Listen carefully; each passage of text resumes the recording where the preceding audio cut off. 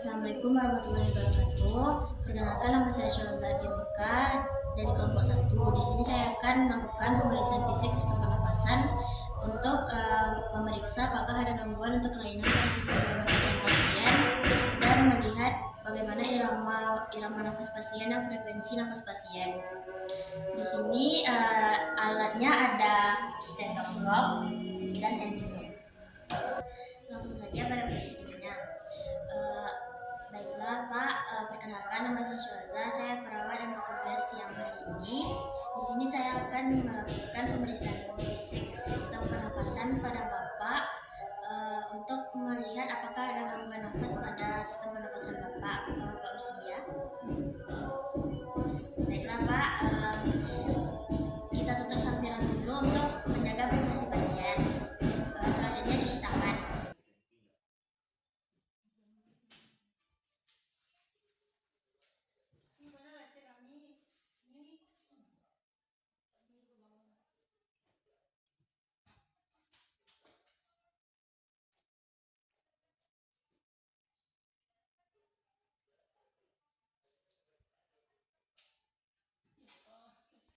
Baiklah Pak, untuk pemeriksaannya di sini Bapak bisa minta tolong saya untuk membuka bagian atas ya Pak. Di sini kita melakukan pemeriksaan IPPA, ada inspeksi. Itu di sini kita lihat area dada pasien, apakah ada lesi, pembengkakan atau kemerahan. Selanjutnya kita palpasi untuk mendeteksi apakah ada massa pada dinding dada pasien dengan gerakan melingkar dari apeks pulmonar sampai basis pulmonar seperti ini.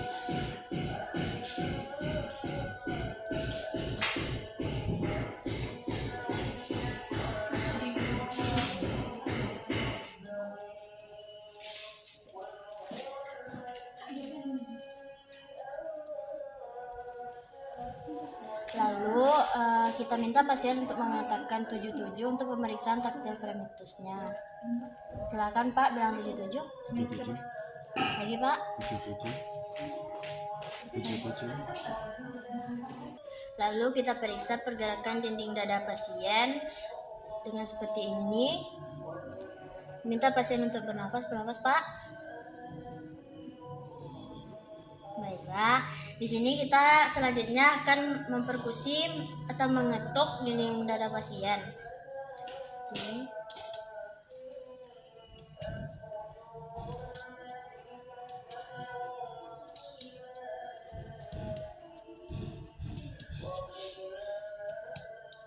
Dengar apakah ada perkusinya, itu normalnya sonor. Selanjutnya kita dengarkan dengan stetoskop pemeriksaan auskultasinya.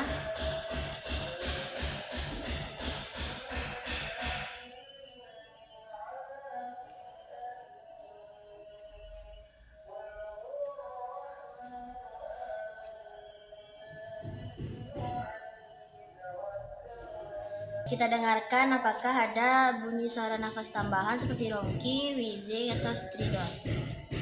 Baiklah Pak, di sini saya sudah selesai melakukan pemeriksaan sistem pernapasan pada Bapak dan hasilnya itu normal, tidak ada gangguan ya Pak. Baiklah, Bapak bisa kenakan pakaian Bapak kembali dan nanti jika ada apa-apa Bapak bisa hubungi saya atau pemeriksaan lanjutnya nanti saya akan memberitahu Bapak. Baiklah, terima kasih Pak. Yang terakhir yaitu mendokumentasikan tindakan. Saya Alia Trimasito melakukan pemeriksaan persyarafan. Saya melakukan pemeriksaan fisik persyarafan itu nervus pertama itu dengan cara mengecek penciuman pasien dengan cara itu pasien dapat mengenali bau yang diberikan. Bau Bu. Yang kedua nervus optikus yaitu dengan cara mengecek ketajaman penglihatan dan lapang pandang, yaitu dengan menyuruh pasien menutup sebelah mata dengan satu tangan.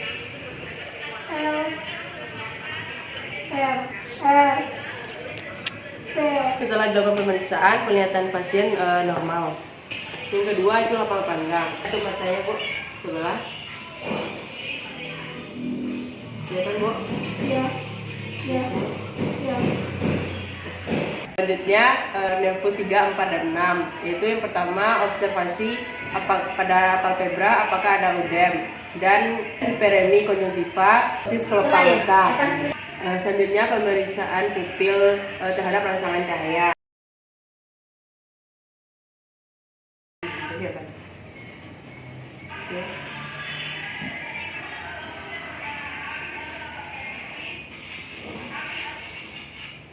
Saat diberi rangsangan, pupil merespon dengan baik. Selanjutnya pemeriksaan 6-8 pandang pergerakan bola mata. Meridian ya, Bu. Saat dilakukan pemeriksaan, bola mata pasien dapat mengikuti jari telunjuk pemeriksa. Nervus yang kelima yaitu melakukan sensorik dan melakukan pengecekan pada wajah apakah merasakan rangsangan atau tidak. Cara melihat visi pada wajah. Bisa Bu? Selanjutnya mengecek sensori nyeri, yaitu dengan cara menggunakan ujung jarum atau peniti pada wajah sedikit. Bisa Bu? Selanjutnya mengecek rangsangan suhu panas dan dingin pada wajah. Panas, dingin. Pasien dapat membedakan rangsangan suhu panas dan dingin. Selanjutnya pemeriksaan korneal, yaitu dengan cara mendekatkan kapas yang kecil ke samping mata dan lihat refleks apakah tertutup tidak.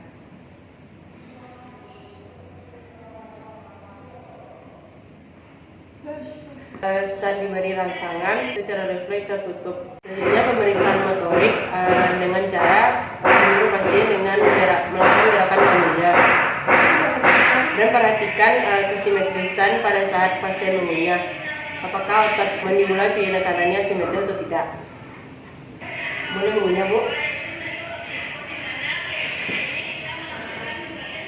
Refleks mengunyah pada pasien normal. Nervus ketujuh yaitu dengan melakukan pengecekan sensorik indera perasa. Dapat membedakan asam dan manis dan pahit.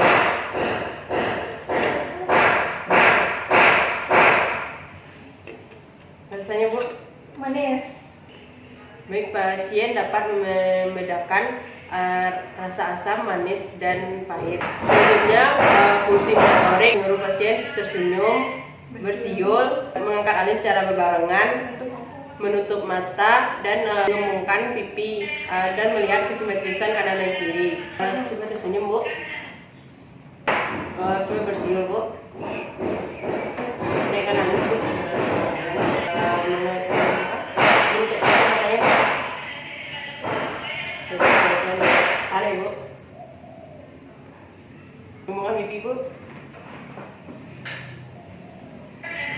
Baik, rangsangan yang saya berikan, saya dapat melakukan dengan baik. Selanjutnya, nervus ke-8, yaitu dengan menyuruh pasien berdiri dan merapatkan kaki dan tangan, dan dilihat apakah pasien dapat mempertahankan posisi. Jadi, Bu.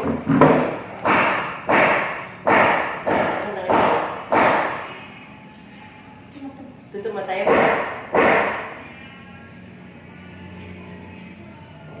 Baik, setelah dilakukan tes, pasien dapat mempertahankan posisinya.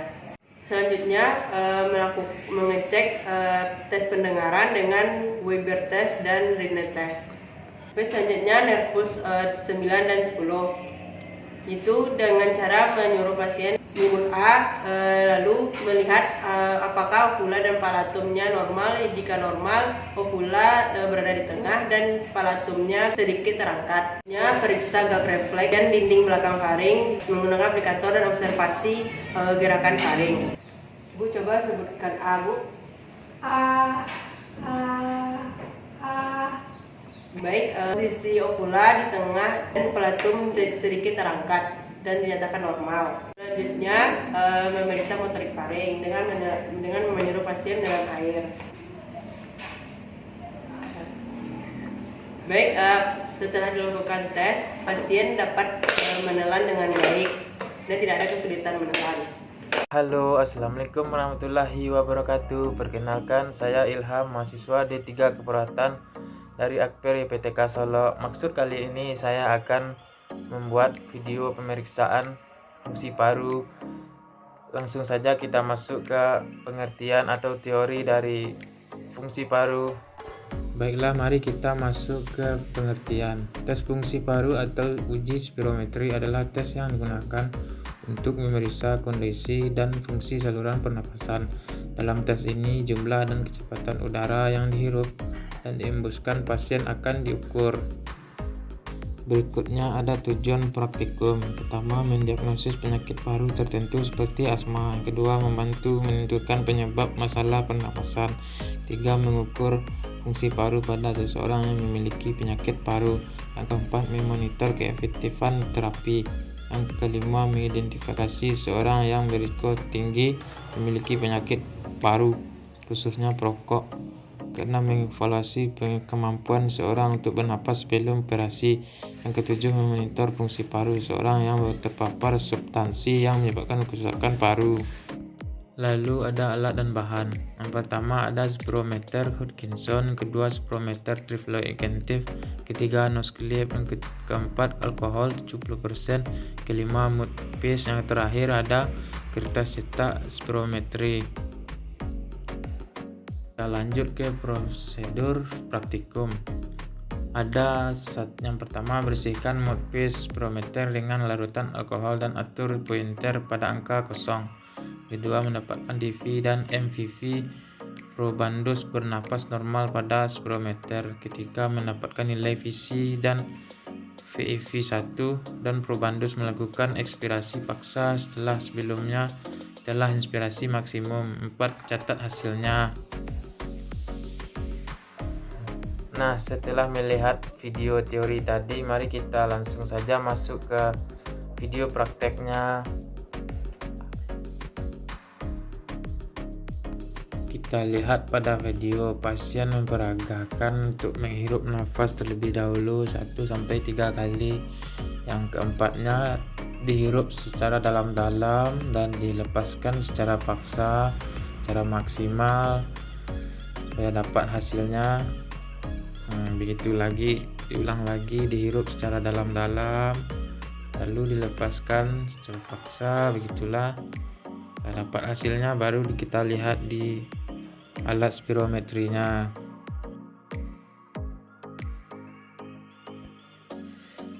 Dengan berakhirnya video praktek tadi teman-teman, mungkin itu saja video penjelasan uji spirometri dari saya.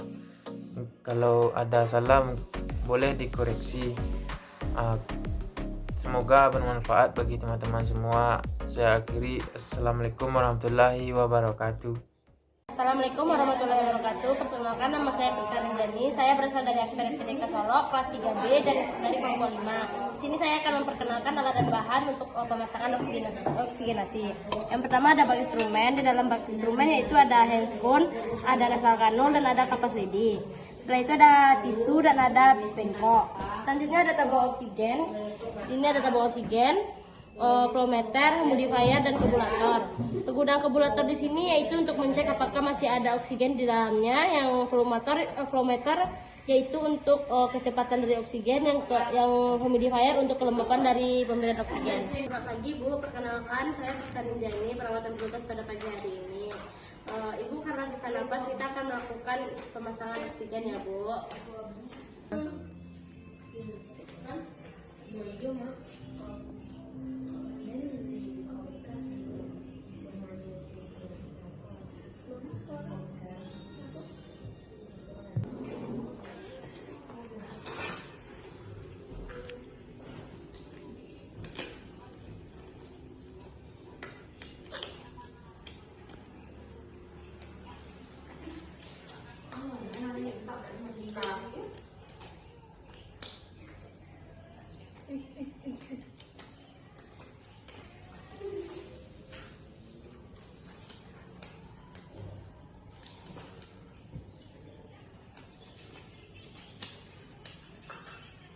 Baiklah Ibu, sebelum kita masak oksigen kita atur posisi Ibu ya Bu. Maaf ya sebelumnya terpengaruh ya Bu.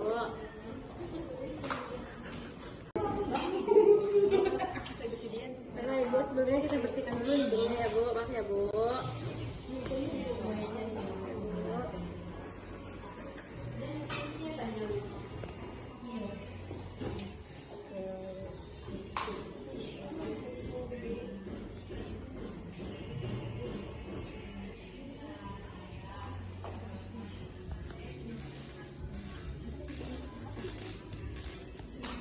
sebelum kita melakukan pemasangan kepada pasien, kita rasakan dulu di tangan kita ya.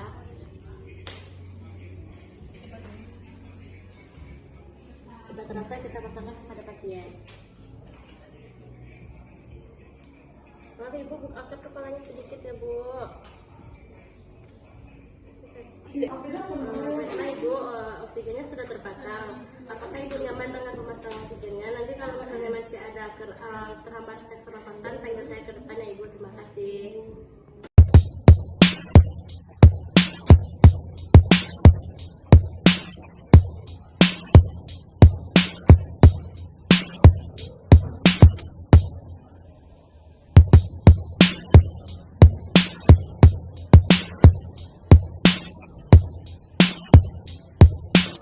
Baiklah Bu, sekarang kita akan melakukan tes tandem walking ya Bu. Bisa berdiri kembali.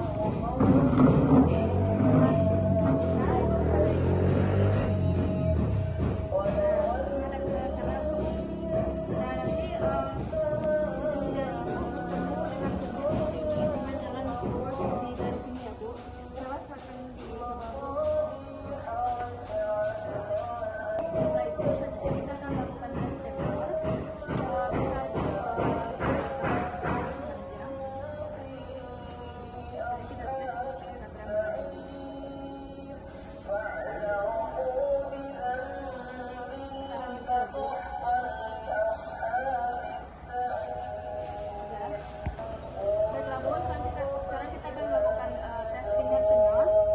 Ibu bisa nanti sentuh tangan saya, selanjutnya tangan ibu bisa ditaruh di hidung, dan selanjutnya nanti ini ya Bu, tangkap tangan saya ya. 1, 2, 3.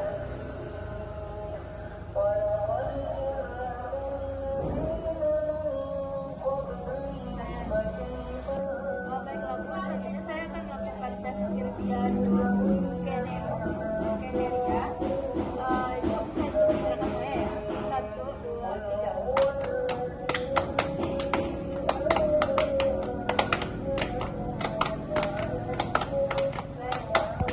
Baiklah Bu, selanjutnya saya akan melakukan wind tapping. Ibu bisa melakukan menahan gerakan atau melawan gerakan saya. Ibu, silakan dilawan.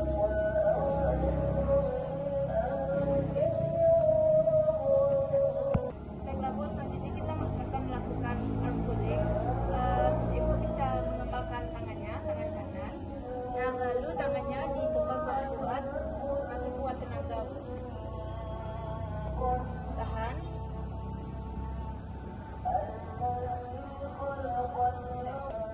Baiklah Bu, selanjutnya kita akan melakukan gerakan how to sit. Boleh ibu berdiri.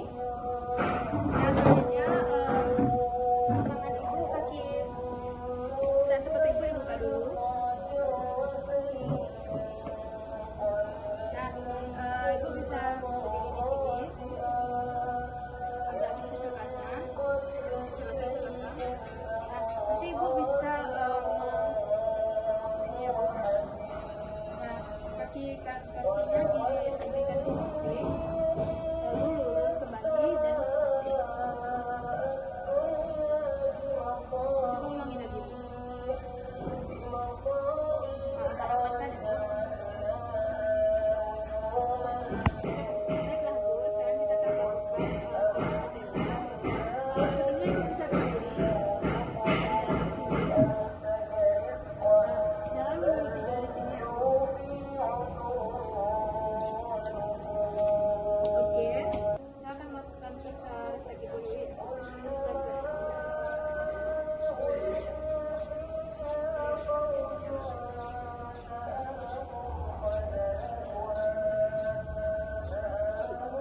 Baiklah Bu, setelah saya tes koordinasi tadi, jadi hasilnya baik.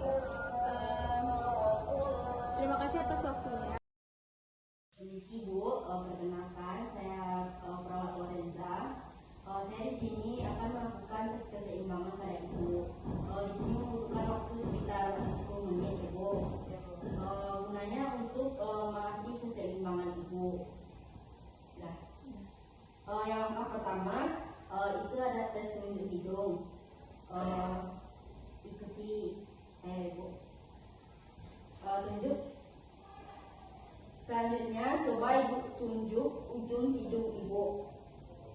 Lakukan dengan cepat Bu. Lagi. Nah. Selanjutnya kita akan melakukan tes tonasi supinasi. Coba rentakan tangannya Bu. Ibu ikuti yang saya lakukan ya. Lakukan dengan cepat Bu. Dan langkah yang ketiga, saya akan melakukan tes umur. Saya berdiri, kaki Ibu dirapatkan, dan tangannya di samping paha Ibu. Ini akan saya lakukan selama 20 detik. 1, 2, 3, 4, 5. Selanjutnya pejamkan mata Ibu. Dan saya akan menghitung selama 20 detik. 1, 2, 3, 4, 5, 6, 7, 8, 9, 10, 11, 12, 13, 14, 15, 16, 17, 18, 19, 20. Sudah Bu? Selanjutnya kita akan melakukan tes tandem walking. Ini saya contohkan ya Bu, nanti ikuti ya. Maka yang dikerjakan dan Ibu berjalan sesuai garis ini.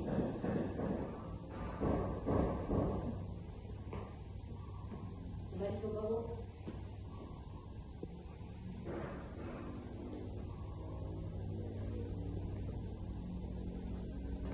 Nah, selanjutnya ada tes satu kaki. Bisa Ibu berdiri. Saya contohkan nanti Ibu ikuti ya. Kaki kanan Ibu berdiri satu kaki dan tangan di samping Ibu di samping paha. Dan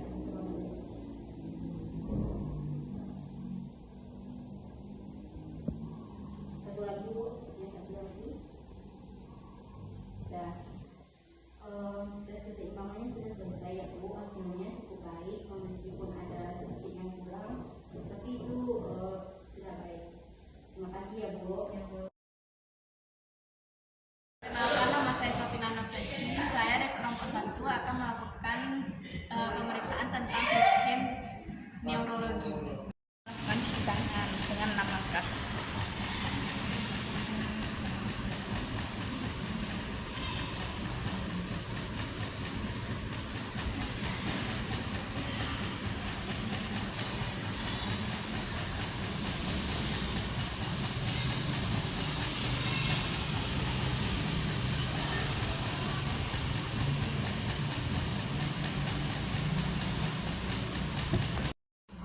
Perkenalkan, nama saya Sofina Nafresi. Saya dari PTK Solo. Saya akan melakukan pengecekan tentang pemeriksaan sistem neurologis.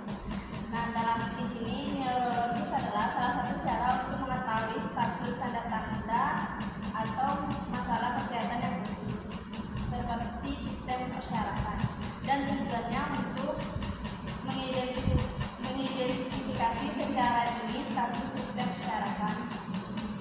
Yang pertama, kita akan melakukan pemeriksaan GCS atau afisia. Yang pertama yaitu, apakah Ibu tahu nama Ibu? Siapakah nama Ibu? Nah, baik, di manakah tinggal Ibu? Apakah Ibu tahu di mana sekarang? Coba angkat tangan Ibu seperti ini. Baik, turunkan kembali. Coba Ibu angkat tangan Ibu kembali. Turunkan Ibu. Baik, coba Ibu mengulangi kata-kata saya. Ada sebuah buku. Ada sebuah buku. Baik. Apakah Ibu tahu ini apa? Baik. Jadi, baik. E-nya ada 4, verbalnya ada 5, dan motoriknya ada 6. Jadi GCS-nya 15, yaitu kompos medis. Baik, yang kedua itu rangsangan pemeriksaan manajemen, yaitu paku buku. Maaf ya Ibu, kita miringkan tangan Ibu. Bisa diangkat seperti itu. Baik, pemeriksaannya itu paku bukunya negatif. Dan yang kedua kita akan memeriksa tentang lasek. Maaf Ibu.